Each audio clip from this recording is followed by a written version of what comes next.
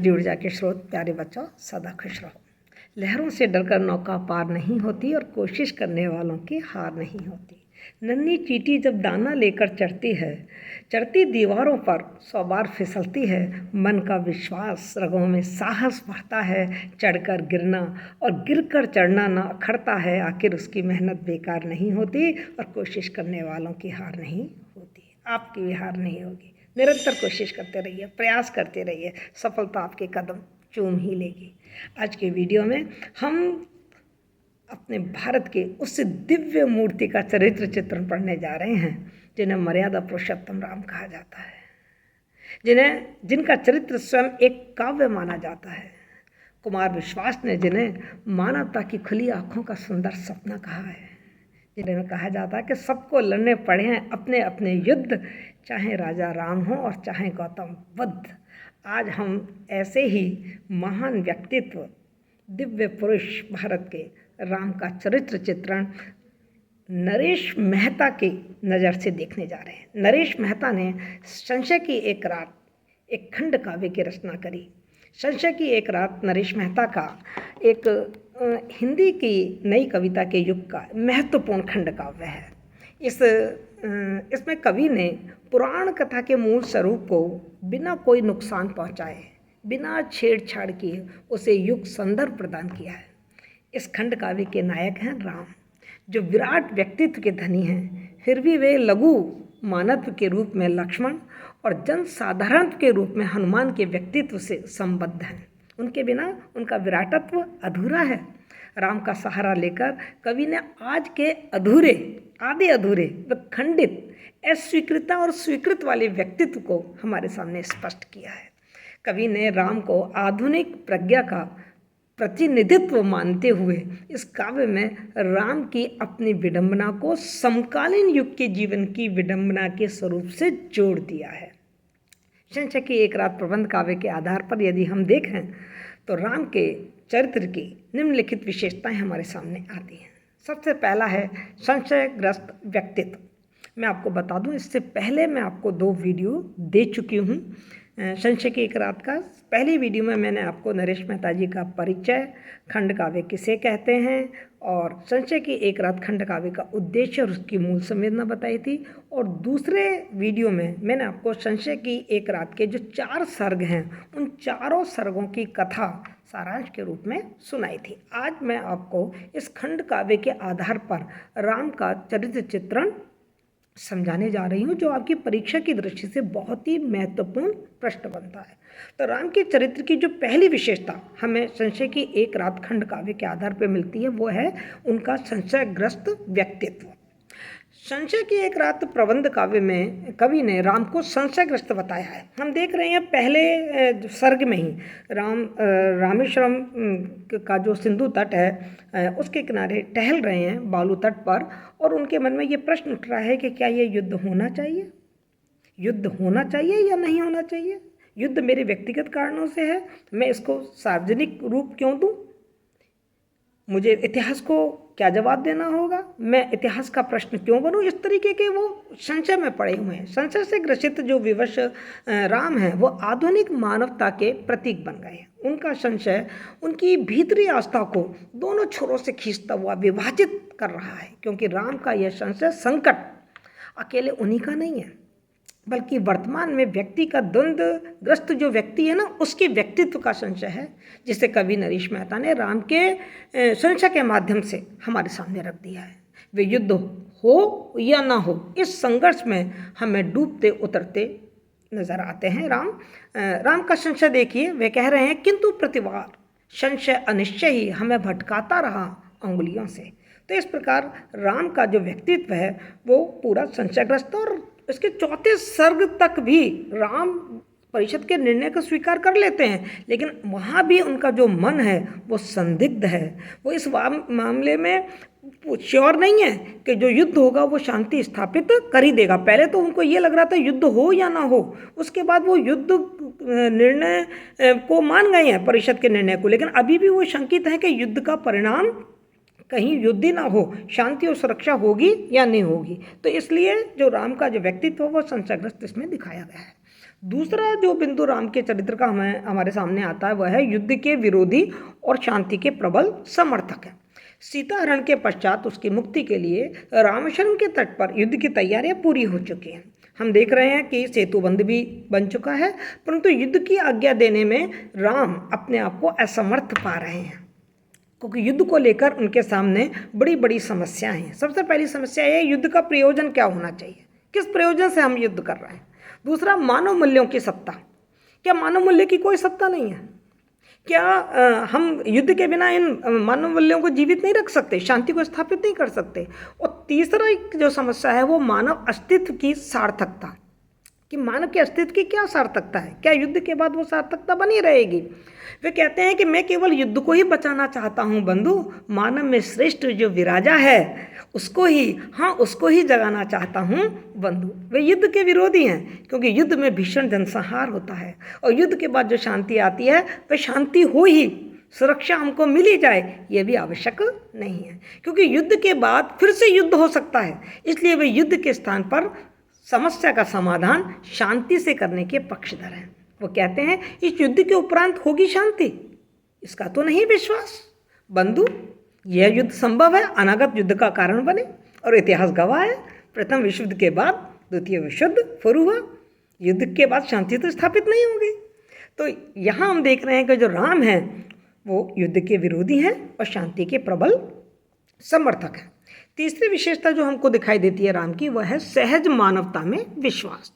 इस काव्य के, खंड काव्य के, संशय की एक रात जो खंड काव्य है, इसके जो राम हैं वो मानव की सहज मानवता में, इंसान की जो सहज मानवीयता है उसमें विश्वास करते हैं। उनकी आस्था है कि मानव को मानव का सहज मानवीय आधार पर ही सत्य की उपलब्धि होनी चाहिए, युद्ध आदि हिंसात्मक साधनों से नहीं। राम के मन में यह प्रश्न उठता है कि क्या सारे शुभ अशुभ कर्मों की परिणति युद्ध ही है? कभी युद्ध को अस्वीकार करते हुए राम से कहलवाते हैं मैं सत्य चाहता हूँ युद्ध से नहीं, मैं सत्य चाहता हूँ युद्ध से नहीं, खड़ग से भी नहीं, मानव का मानव से सत्य चाहता हूँ। क्या यह संभव है? तो इस तरीके से जो राम है वो सहज मानवीयता में विश्वास करते हैं। नेक्स्ट विशेषता जो हमको दिखाई देती है वो है कि उनका जो व्यक्तित्व है संशय की एक रात में वो वेदना और पीड़ा बोध से ग्रसित है। राम का पूरा व्यक्तित्व इस वेदना से परिपूर्ण है। एक और तो वे सीता हरण से उत्पन्न जो पीड़ा है उससे पीड़ित हैं, दूसरी तरफ वनवास के कारण वो बहुत ज़्यादा वेदना से व्यथित हैं। वे भली प्रकार से जानते हैं कि उनके कारण पिता दशरथ की मृत्यु हुई, तीनों माताओं को वैधव्य झेलना पड़ा, उर्मिला जैसी देवी को वनवास भोगना पड़ रहा है, एक तरीके से मतलब राजमहल में रह के भी वो वनवास भोग रही है, लक्ष्मण का उर्मिला से वियोग हो जाना और भरत का निर्वासन, इन सब के लिए वो स्वयं को उत्तरदायी मानते हैं। तभी तो राम कहते हैं पिता की मृत्यु, विधवा जननियों कौन है इसका निमित्त, पत्नी का हरण, पिता के मित्र जटायु का मरण, मेरे लिए उपेक्षित अंगद हुए, देहदायी हुए हनुमान। तो इस तरीके से जो राम हैं वो पूरे संशय की रात में वेदना से, पीड़ा से पीड़ित हमें दिखाई देते हैं। जो राम हैं वो जनरक्षक और जनतांत्रिक मूल्यों में विश्वास करने वाले राम हैं। जनरक्षक एवं जनतांत्रिक राम अपने व्यक्तिगत लाभ के लिए नरसंहार नहीं करवाना चाहते, व्यक्तिगत स्वार्थ के लिए जन चिंतक राम लोक की अवहेलना कर ही नहीं सकते, इसलिए वे परिषद के निर्णय को स्वीकार कर लेते हैं। विराट व्यक्तित्व के धनी राम साधारण जन की शक्ति में विश्वास करने वाले राम हैं। वे शांति की स्थापना करना चाहते हैं। वे भली भांति जानते हैं कि जनता के विश्वास और सहयोग के बिना कोई भी काम पूरा नहीं हो सकता। फिर युद्ध जैसे अभियान जन की सहायता के बिना कदापि जीते ही नहीं जा सकते। इसीलिए राम हनुमान से कहते हैं हनुमंत वीर, युद्ध की अनिवार्यता को जानता हूँ, अपने से अधिक इस पृथु जन को मानता हूँ। यानी कि जनता में, जन साधारण में उनका बेहद विश्वास है और उनकी रक्षा के लिए वो हमेशा खड़े हुए हैं और इसीलिए वो युद्ध को टालना चाहते हैं, क्योंकि उनको मालूम है कि युद्ध में जनसंहार बेशुमार होगा। राम लोक संग्रणीय संवेदना के प्रतिरूप के रूप में हमारे सामने इस काव्य में आते हैं। राम की संशयग्रस्त जो मनस्थिति है वो उनकी दुर्बलताओं का परिचायक नहीं है, वरन वह मानवीय सत्यों, मूल्यों के स्थापन, संरक्षण, शांति में अहिंसक उपायों की खोज और उनके समर्थन की आकुलाहट है। उनके संशय के मूल में व्यक्तिगत हानि सहकर भी नरसंहारकारी जो युद्ध है उसको रोकना उनके पूरी जो लोक संग्रहणीय संवेदना में सन्निहित है। सिर्फ यही चीज चाहते हैं कि ये नरसंहार करने वाला युद्ध कैसे भी रुके।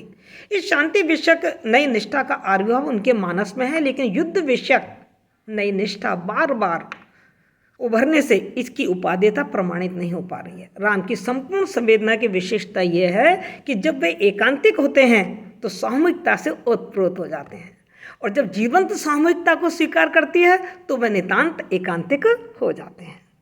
राम समर्थ और विवेकी व्यक्ति हैं। राम का संशय किसी असमर्थ या अविवेकी व्यक्ति का संशय नहीं है। मतलब राम संशयग्रस्त जरूर है, युद्ध हो या ना हो, पर वो कोई किसी कायर पुरुष का संशय नहीं है, किसी मूर्ख या अविवेकी व्यक्ति का संशय नहीं है, बल्कि व्यापक जनहित और जन रक्षा के उदात्त लक्ष्य के प्रति समर्पित एक समर्थ और विवेकी व्यक्ति का संशय है। वे कह रहे हैं, मैं नहीं हूं कापुरुष, मैं नहीं हूं कापुरुष, युद्ध मेरी नहीं है कुंठा, पर युद्ध प्रिय भी नहीं। इसलिए राम संशय को सत्य ही नहीं परम सत्य मानते हैं और रित का निकष भी मानते हैं। तभी तो वो अपने पिता की आत्मा से कहते हैं, ओ पिता, संशय निकष है रित का भी। तो संशय तो होना चाहिए, क्योंकि संशय को जब हम कसौटी पे कसेंगे तो सुपरिणाम हमारे सामने आएंगे। राम निसंग हैं, किसी भी कहीं से भी उनके मन में कोई भी पक्षपात या लाग लपेट नहीं है। वो निसंग हो जाते हैं, जब निर्णय ले लेते हैं तो फिर अपने कर्तव्य का पालन करना ही उनका सबसे बड़ा ध्येय होता है। संशय की एक रात प्रबंध काव्य में यद्यपि हम देखते हैं कि राम और विभीषण दोनों ही निसंगता की पीड़ा को भोग रहे हैं, परंतु विभीषण का संशय लंका की अजातांत्रिक, जो प्रजातंत्र से विहीन है, अत्याचार से परिपूर्ण है, उस प्रकृति के प्रति विद्रोह है। वहीं राम का संशय एक व्यक्ति की गंभीर आस्था अनास्था के मध्य व्यवस्था की अकुलाहट है, बौखलाहट है। राम व्यवस्था के लिए बेचैन है, इसलिए व्यवस्था का आभास होते ही वो निसंग हो जाते हैं। जैसे ही परिषद ये निर्णय ले लेती है कि युद्ध अनिवार्य है, युद्ध होगा, वो बिल्कुल निसंग हो जाते हैं। कहते हैं, संशय की प्रत्यंचा को उठाकर रख दिया था अपना व्यक्ति धनुष, यह कहकर अब मैं निर्णय हूं सबका अपना नहीं। तो इस तरीके से राम निसंग व्यक्तित्व के धनी है। राम का जो व्यक्तित्व है संशय की एक रात में खंडित और निर्णित व्यक्तित्व के रूप में चित्रित किया गया है। संशय की एक रात प्रबंध काव्य के राम पौराणिक राम होकर भी पौराणिकता से कोसों दूर हैं। प्रस्तुत प्रबंध काव्य में राम का व्यक्तित्व खंडित और निर्णित है। खंडित किस लिए? खंडित इसलिए कि उनका विराटत्व लक्ष्मण के लघु मानत्व और हनुमान के जन साधारणत्व के बिना अधूरा है। उन दोनों से संबद्ध है, बिना उनके उनका विराटत्व संपूर्ण नहीं होता। और निर्णित इसलिए है क्योंकि वे स्वयं युद्ध के बारे में कोई निर्णय नहीं ले रहे हैं, अभी तो युद्ध परिषद युद्ध का निर्णय लेती है और राम केवल उस निर्णय की पालना करते हैं। तभी तो राम कहते हैं, अब मैं निर्णय हूँ सबका अपना नहीं। तो इस प्रकार उनका जो व्यक्तित्व है संशय की एक रात में वो खंडित और निर्णित है। नरेश मेहता ने राम को संशय की एक रात में आधुनिक प्रज्ञा का प्रतीक के रूप में हमारे सामने प्रस्तुत किया है। नरेश मेहता की कृति संशय की एक रात में राम के चरित्र में आधुनिक संभावनाएं व्यक्त हुई हैं। आधुनिक व्यक्ति की जो संभावना है, आधुनिक व्यक्तित्व का जो व्यक्तित्व है, आज का हमारा जो व्यक्तित्व है, वो व्यक्तित्व हमें उनके व्यक्तित्व में झलकता साफ साफ दिखाई देता है। राम यह आधुनिक प्रज्ञा के प्रतीक है। उनका संघर्ष आधुनिक चिंतनशील व्यक्ति के का संघर्ष है। संशय की एक रात के राम प्रज्ञा संपन्न व्यक्ति हैं, इसीलिए वो क्या करते हैं कि जो अनप्रश्नित आप्त सत्य है ना, उन पर आंख बंद करके विश्वास नहीं करते। जो कह दिया गया है, जो पीढ़ियों से चला आया है, वो उस पर आंख बंद करके भरोसा नहीं करते। वो कहते हैं कि जिनकी परीक्षा नहीं हुई है उन अवस्थाओं को वो स्वीकार नहीं करना चाहते। प्रज्ञा ने उन्हें संशय की कसौटी दी है और उसी कसौटी पर वो हर मानवीय उपलब्धि को कसकर सत्य को प्राप्त करना चाहते हैं। वे अपने पिता की आत्मा से कहते भी हैं, क्या कहते हैं कि ये अनप्रश्नित आप सत्य, ये अपरीक्षित अवस्थाएं किसी तेजस मस्तक पर त्रिपुंड नहीं हो सकती। तो इस प्रकार वो आधुनिक प्रज्ञा के प्रतीक हैं। राम जो मानव के जीवन के मूल्य हैं, जीवन मूल्यों में उनकी गहरी आस्था है, उनके प्रति वो बहुत ही आस्थावान है। राम के मन में युद्ध को लेकर भय नहीं है, बस वे युद्ध के परिणामों से डरते हैं मानवीय मूल्यों की हानि से, उनके प्रति अपनी आस्था से। इसलिए जीवन को सार्थकता प्रदान करने वाले यज्ञ हों या आश्रम हो या देवों की उपासना हो या मानव की एकता जैसे जो जीवन मूल्य हैं, उसके प्रति राम पूरी तरीके से आस्थावान है। उनका मानना है कि यदि ये मूल्य जीवन को सार्थकता देते हैं तो इनकी क्या कोई अपनी सत्ता नहीं है, और यदि है तो इनको प्रमाणित करने के लिए युद्धों की आवश्यकता क्यों पड़ रही है? नहीं होनी चाहिए, क्योंकि जो जीवन मूल्य हैं वो तो अपने आप में ही सत्य हैं, वो अपने आप में ही प्रामाणिक हैं। तो इस तरीके से जीवन मूल्यों के प्रति उनकी आस्था हमको इस खंड काव्य में दिखाई देती है। हमको संशय की एक रात में राम का जो व्यक्तित्व है वो प्रश्नाकुल दिखाई देता है। और मतलब पहला जो उसका सर्ग है, सांझ का विस्तार और बालू का तट, वहाँ पर जो राम है वो हमें रामेश्वरम सिंधु तट के किनारे बहुत सारे प्रश्नों में घिरे हुए नजर आते हैं और काफ़ी सारे द्वंद्व हैं जो उनके मन में चल रहे हैं। इस खंड काव्य में राम का व्यक्तित्व प्रश्नाकुलता की स्थिति और विकल्प से उत्पन्न संकट से लिप्त है। वो जानकी से कहते हैं, ओ अशोकों की छांव वाली जानकी, जानते हुए भी क्यों गए हम स्वर्ण मृगहित, क्यों गए हम पतभूल। इस तरीके से वो प्रश्नों में घिरे हुए हैं। राम ऐसे व्यक्तित्व के रूप में संशय की एक रात प्रबंध काव्य में हमारे सामने आए हैं जो युद्ध और शांति के द्वंद्व में जूझ रहे हैं। राम का मानस क्या हो और क्या ना हो कि निर्णय अनिर्णय में उलझता हुआ दिखाई देता है। राम को प्रस्तुत प्रबंध काव्य में द्वंद्व की पीड़ा को भोगते हुए दिखाया है। राम के मन में युद्ध और शांति को लेकर जो भयंकर द्वंद्व चल रहा है ना, वो द्वंद्व उन्हें व्यथित किए दे रहा है और वो व्यथा हम तक पहुंच रही है, क्योंकि वो व्यथा हम आम जनों की, आज के युग के हम व्यक्तियों की भी है। वे युद्ध के परिणामों को भली भांति जानते हैं, परंतु उनके सामने समस्या ये है कि शांति से समस्या का समाधान हो तो कैसे हो, क्योंकि लंका से शांति दूत लौट आए हैं और शांति का हर उपाय असफल हो चुका है। यही द्वंद्व राम के संपूर्ण व्यक्तित्व को सालता रहता है, कोसता रहता है और वो निर्णय नहीं कर पाते। वो कहते हैं, इतिहास के हाथों बाण बनने से तो अच्छा है स्वयं हम अंधेरों में यात्रा करते हुए कहीं खो जाएं। इस तरह वो लक्ष्मण से अपनी मन की व्यथा को बता रहे हैं। राम को इसमें एक आम आदमी की तरह विवश, पराजित और पश्चाताप का प्रतीक बताया है। संशय की एक रात के जो राम हैं वो आधुनिक व्यक्ति की तरह, हमारे और तुम्हारी तरह पराजय और पश्चाताप के प्रतीक बन गए हैं। वे अनिर्णय के क्षणों में स्वयं कह रहे हैं, लक्ष्मण मेरी पात्रता को यों न पूजो, मेरा व्यक्ति मात्र पश्चाताप है, केवल पराजय है। राम के मन में विवशता, पराजय और संकट का क्षण इतना ज़्यादा गहरा हो गया है कि कवि ने उसे पूरी तरह आधुनिक बोध की शैली में हमारे सामने प्रस्तुत किया है। वो कह रहे हैं, क्या हो क्यों ना हो, प्रश्न ने थका डाली मुट्ठियाँ, मतलब क्यों ना हो, इस प्रश्न ने मेरी मुट्ठियों को थका डाला है। उनकी थकी मुट्ठियों के माध्यम से कवि ने आधुनिक मानव की मन स्थिति में उन्हें आज के व्यक्तित्व के समान इतना अवसादग्रस्त बना दिया है कि वह स्वयं को द्वारों से घिरे हुए विवश पाते हैं। समूह का समूहत्व और व्यक्ति की व्यक्तिगतता दोनों को ही वे स्वीकार नहीं कर पा रहे हैं और काफ़ी विवशता के साथ हम देख रहे हैं कि जो चौथा सर्ग है उसमें भी वो संदिग्ध है उनका मन, और बड़ी विवशता के साथ तीसरे सर्ग में जो परिषद ने युद्ध का निर्णय लिया है उसे उन्होंने बड़ी विवशता के साथ स्वीकार किया है। सामूहिक निर्णय की स्वीकारोक्ति राम के व्यक्तित्व की एक खास विशेषता है। वे नहीं चाहते युद्ध, लेकिन चूंकि परिषद ने निर्णय ले लिया है तो उस निर्णय को स्वीकार करना उनका परम धर्म है। व्यक्ति समाज के आगे नगण्य है, अतः उसका व्यक्तिगत निर्णय अनिर्णय भी सामाजिक निर्णय के आगे महत्वहीन हो जाता है। और राम यहाँ पर बिल्कुल साधारण व्यक्ति के रूप में चित्रित किए गए हैं। राम के निर्णय के ऊपर भी जो युद्ध का निर्णय होता है परिषद के द्वारा, अंत में विवश होकर उन्हें इस सामाजिक निर्णय को स्वीकार करना पड़ता है। संशयग्रस्त राम को अपने व्यक्तिगत निर्णय को सामूहिक निर्णय में बदलना पड़ता है। इसकी अभिव्यक्ति राम के निम्न शब्दों में प्रस्तुत होती है, अब मैं निर्णय हूँ सबका, अपना नहीं। मेरा चिंतन खड्ग करेगा कैसी विडंबना और आचरण युद्ध बनेगा।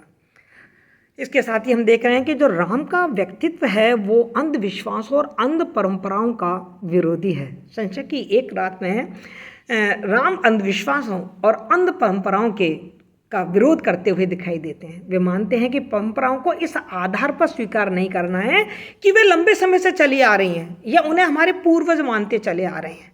वो कहते हैं हर परंपरा को वास्तविकता की कसौटी पर कसा जाना चाहिए, उस युग में कसा जाना चाहिए और सत्य तथा उचित होने पर ही हमें उसे स्वीकार करना चाहिए। जैसा कि राम अपने पिता की आत्मा से कहते हैं, लेकिन पितात्मा ये सब स्वीकारोक्तियां हैं, सत्य नहीं। इनकी वास्तविकता को कभी चुनौता ही नहीं गया। इन अंधविश्वासों को किसी संशय ने निगला ही नहीं। तो मतलब वो उनका जो संशय है ना, वो मतलब उनकी जो प्रज्ञा है, उनका जो विवेक है, उसी से वो संशयग्रस्त हुए। क्योंकि जो भी परिस्थिति हमारे सामने आ रही है उसको कसौटी से पे कसें और यदि वो सही है तो उसको हम स्वीकार करें, अन्यथा इसलिए नहीं कि वो पिछले समय से परिपाटी चली आ रही है इसलिए हमें उसे नहीं अपनाना। इस तरीके से जो राम है वो अंधविश्वासों और अंध परंपराओं के विरोधी के रूप में हमारे सामने दिखाई देते हैं। राम जीवन सत्य के ज्ञाता हैं। राम का व्यक्तित्व सत्य को जानने वाला है। वे जानते हैं कि युद्ध किसी भी पीढ़ी के लिए दायित्व है, आवेश नहीं। वे मानते हैं कि ये कैसी विषमता है कि वे स्वयं अयोध्या से निष्कासित हैं। सुग्रीव और सामंत दक्षिण के लिए कटिबद्ध हैं। अपमानित विभीषण न्याय चाहते हैं। हनुमान साधारण जनों के दुख और अधिकारों के प्रतिरूप हैं, तभी तो वो कहते हैं अयोध्या से निष्कासित में। ये सुग्रीव ये सामंत दक्षिण के लिए प्रतिबद्ध हैं। अपमानित विभीषण चाहते हैं न्याय, जो 10 दिशाओं की नियति है। हे हनुमान साधारण जनों के दुख और अंधकार के प्रतिरूप, यानी कि वो इस सत्य को जानते हैं कि युद्ध का परिणाम क्या होने वाला है। राम की खास चरित्र की विशेषता जो हमें संशय के एक रात में दिखाई देती है वो है उनका दायित्व बोध। जैसे हम लोग ये कुछ अच्छा होता है तो हम फटाफट उसकी अपने आप को श्रेय दे लेते हैं, लेकिन जब बुरा होता है तो हम उसका दोष किसी और को थोप देते हैं। राम ऐसा नहीं करते। राम में दायित्व बोध है। नरेश मेहता के जो राम है वो एकांतिक आत्ममंथन और सामूहिक दायित्व बोध से घिरे राम है। राम का मानसिक संकट मूलतः है ही उत्तरदायित्व का संकट। रावण ने राम की सीता का हरण किया है। सीता हरण को राम अपनी व्यक्तिगत समस्या मानते हैं, अतः राम सीता के लिए युद्ध करके ऐतिहासिक कारणों को जन्म नहीं देना चाहते। और जो लोग उनके आसपास के लोग जो कष्ट पा रहे हैं, पिता की मृत्यु हुई है, माता विधवा हो गई हैं, भरत निर्वासन का जीवन जी रहे हैं, लक्ष्मण उर्मिला से दूर हैं, वनवास भोग रहे हैं, उर्मिला विरह व्यथा से व्यथित है, इस सब का दायित्व वो खुद स्वीकार करते हैं। वो कहते हैं व्यक्तिगत मेरी समस्या है, क्यों ऐतिहासिक कारणों को जन्म दें। तो इसलिए वो इस समस्या को, सीता के हरण की समस्या को व्यक्तिगत समस्या मानते हैं और उसमें वो सबको झोंकना नहीं चाहते। वस्तुतः संशय की एक रात के राम का जो व्यक्तित्व है वो जिस प्रश्नाकुल स्थिति और कवि की कल्पना से उत्पन्न संकट के जिस बिंदु पर आ गया है वह एक आधुनिक व्यक्ति की संत्रस्त और विकल्पमय स्थिति का आलेख सा लगता है। ऐसा लगता है जैसे हम आज के आदमी की जिंदगी को देख रहे हैं, उसके चरित्र को देख रहे हैं। युद्ध और शांति के द्वंद्व मन में लिए हुए ये नरेश मेहता के राम हैं जो मैथिली शरण गुप्त के राम से बिल्कुल अलग हैं, जिसे कवि ने पौराणिकता के संदर्भ में परंतु पौराणिकता की छाया से दूर वर्णित किया है। तो इस प्रकार मैंने आपको संशय की एक रात के आधार पर राम की चरित्र की विशेषताएं बताई। ध्यान दें, ये जो विशेषताएं बताई गई हैं वो संशय की एक रात खंड काव्य में जो कथा वर्णित है, नरेश मेहता ने जिस दृष्टि से राम को देखा है और जिस तरीके से राम के चरित्र को आज के युग के संदर्भ से जोड़ दिया है। आज का व्यक्ति का जो खंडित व्यक्तित्व है, आज व्यक्ति जो संकल्प और विकल्पों में डूब रहा है, उतर रहा है, जिस तरीके से उसके देत हैं, जो उसके द्वंद्व हैं, जो उसकी विडंबना है, वो सब उन्होंने राम के माध्यम से प्रस्तुत की हैं। तो राम की ये चारित्रिक विशेषताएं संशय की एक रात खंड काव्य के आधार पर वर्णित की गई हैं। ये तुलसी के राम नहीं है, ये वाल्मीकि के राम नहीं है, ये मैथिली शरण गुप्त के राम नहीं है, ये नरेश मेहता के राम हैं। तो मैंने आपको चारित्रिक विशेषताएं समझाई। यदि फिर भी आपको कोई भी दिक्कत आए तो आप कमेंट बॉक्स में अपनी समस्या ज़रूर पूछें। मैं आपकी हर समस्या का समाधान करने की कोशिश करूंगी। तीनों वीडियो हैं, तीनों वीडियो को लगातार देखिए। इसके अलावा कोई प्रश्न आपका नहीं आएगा और जो भी आएगा आप उस प्रश्न का उत्तर बड़े आराम से लिख पाएंगे। Thank you so much.